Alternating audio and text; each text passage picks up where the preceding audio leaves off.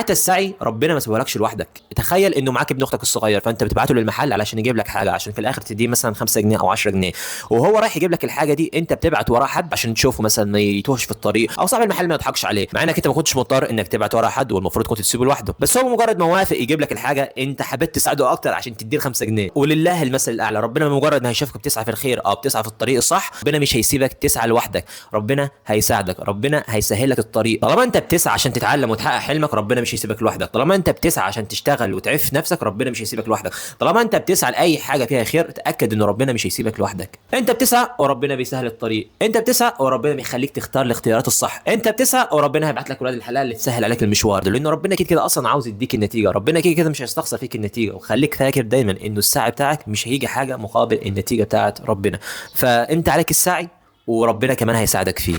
وبس كده يا صديقي، احنا كنا بنفضفض مع بعض. سلام.